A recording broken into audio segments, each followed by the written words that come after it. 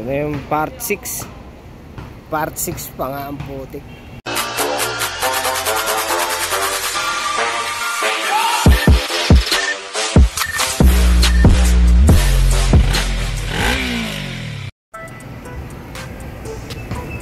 Na-start ko kanina ng umaga, namatay na ako cylinder eh. Tapos nung nilapit ko yung mukha ko sa tambucho, rich po siya. Ba, hindi ko naman kinalas ulit yung carb. Kasi nga, ano eh, baho nung laman ng carb. Yung gasolina yan, sobrang baho, baka napanisan to. Baka kaya nagkagano. Ano nga ba yung ganit dito? Yung sa overheat, parang hindi naman siya nag-overheat. Tapos yung pangaban. Ito. Dito ko pinuwesto yung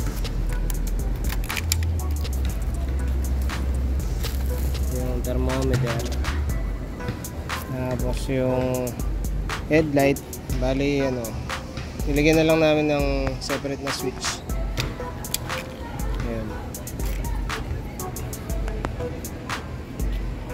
Silipin ko muna yung card. Ito na nga ba sinasabi ko?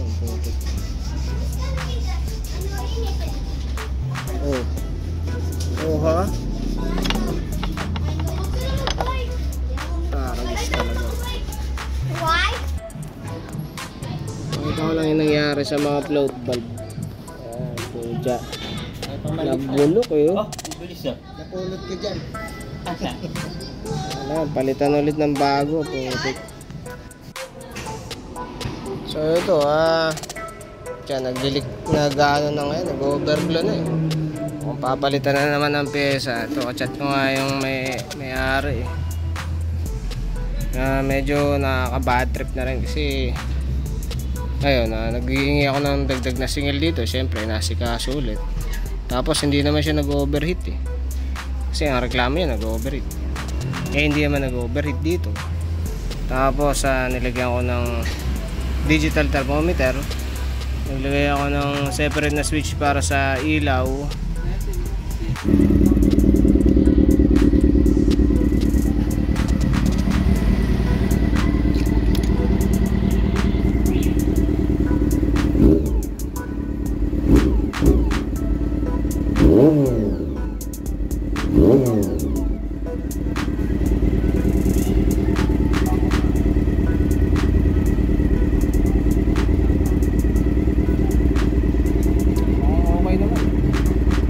Switch na headlight dito na.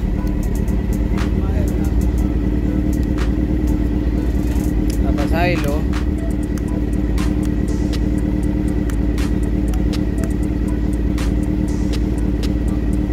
MDL ito. Bypass na ako pala. Ito nga.